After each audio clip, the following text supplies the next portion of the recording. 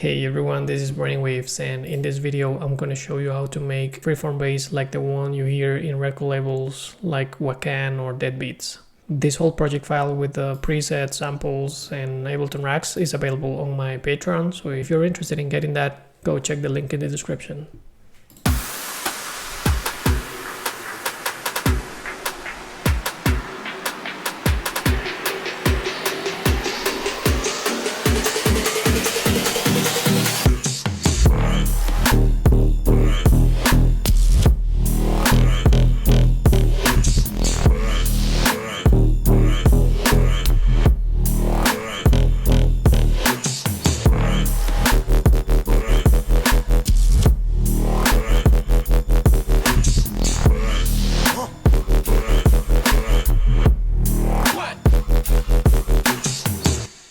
Nice, so I think I'm going to start with this sounding here, and then I'll jump to the second section or the second half of the drop,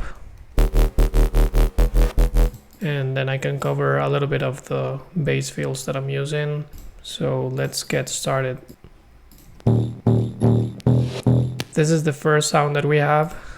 This is a Serum patch that I created. I'm just gonna mute everything and go step by step and show you how I made this preset. I started with a subby saw wavetable. I'm using FM from B, and I'm using this second oscillator to do a couple of modulations. So I have a filter in here that is making the sound be like a wub, and then I'm enabling the second oscillator on a sine wave with 12 semitones up, and I'm modulating also the FM amount. I'm doing FM from B, and that's what I'm getting. So still pretty quiet.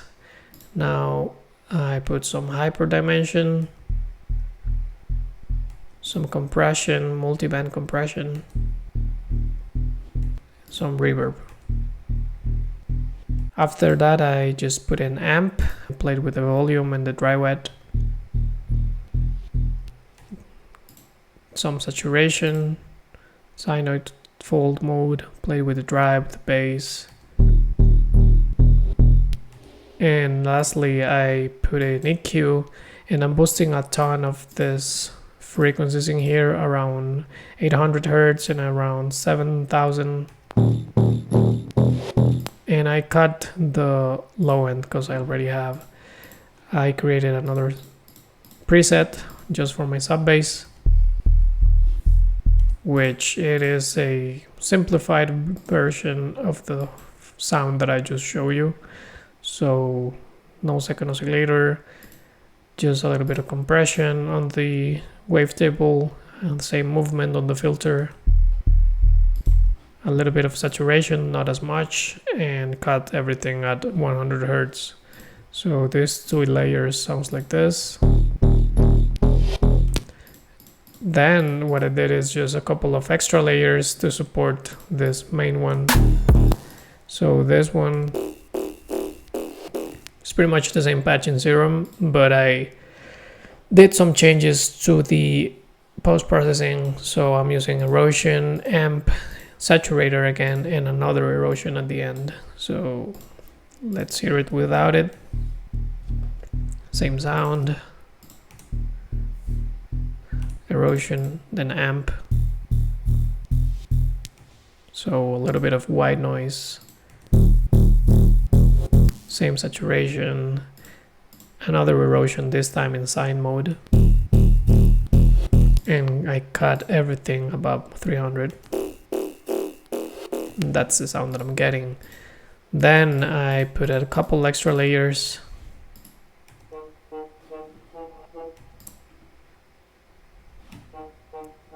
This is pretty simple. I'm just using another wavetable 2 octaves up, and I'm using hyper dimension and compression.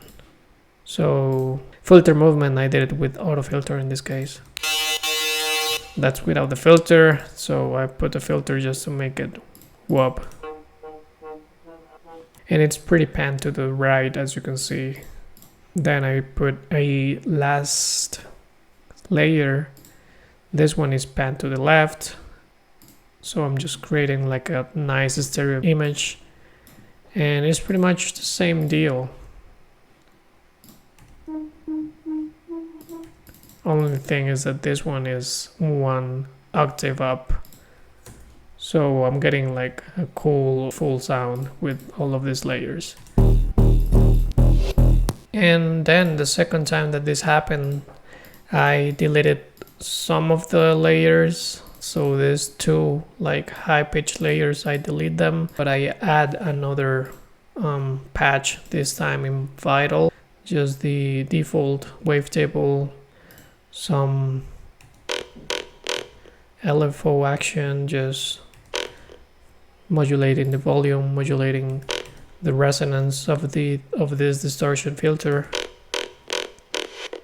and some compression, flanger, reverb. So let me just start with this. Pretty basic sound. Then the distortion. This pre-filter is helping a lot. Without it, it's just a very basic sound. Compression, flanger,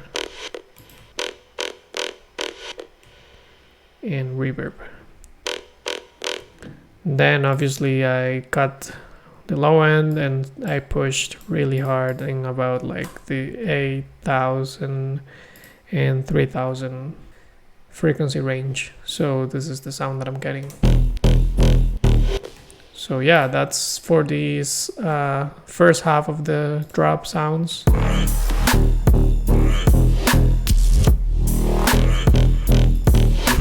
Now let me jump to this second half.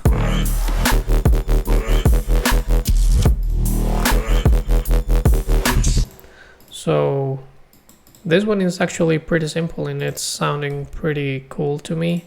First I have a pan doing some tremolo effect on the group.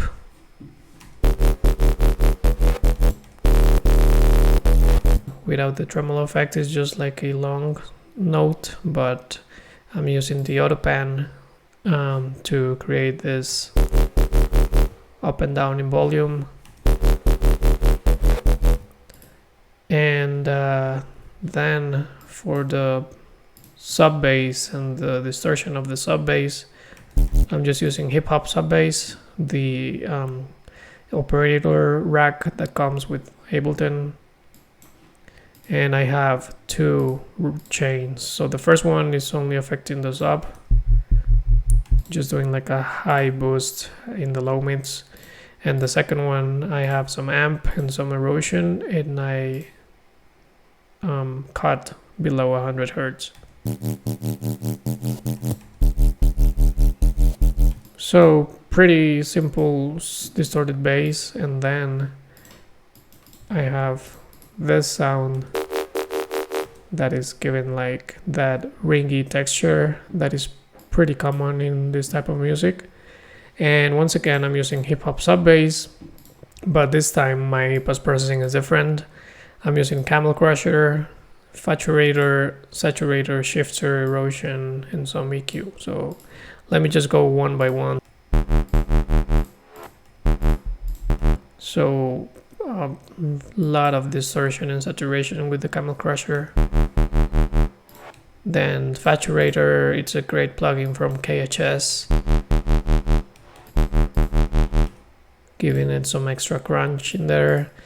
Then Saturator, once again in sine note fold, which is like my go-to saturation mode. Then Shifter, this is the key of this sound. Shifter on the ring modulation mode, and I played with the chords and the dry wet until I found like a sweet spot. Then Erosion, and lastly I just made some corrective EQing.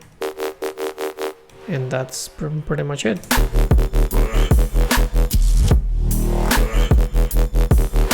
The second note in here, which is an E, I had to bounce it to audio, because if I try to make that change of on the notes in the patch itself, the ring modulation is not making it sound very good. So let me show you.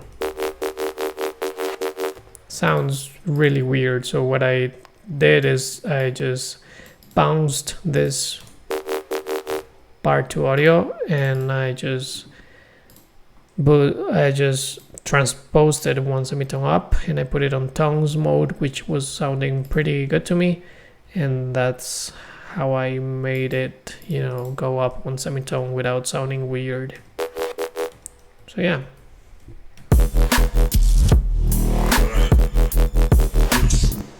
And that's pretty much it. Now the bass fills are actually pretty important.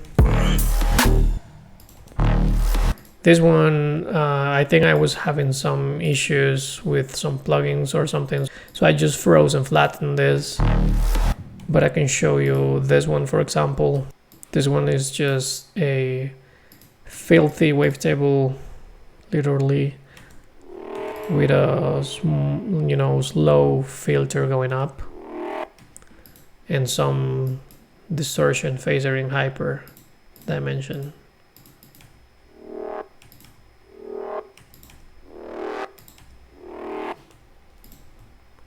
What else did I made in here? Well, these are some sound design that I created before, just like a sample pack of basses that I have. So I just drag and drop them in there. But yeah, just having some really cool bass fills between the main sections is helping a lot. And also that vocal sample that I'm using is also giving it like a bounce in a flow to the drop. So if I take it off, you're gonna notice a big difference.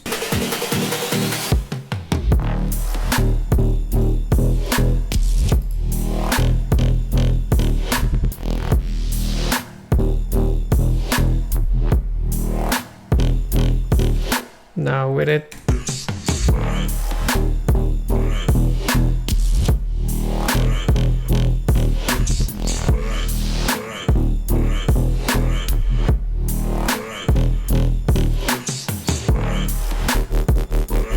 so maybe it's not essential to have like a vocal doing that type of movement that I'm doing in here, or those repetitions that I'm doing in here, but it definitely helps to glue everything together. So that's something to, you know, experiment and think about as well when doing this kind of drops.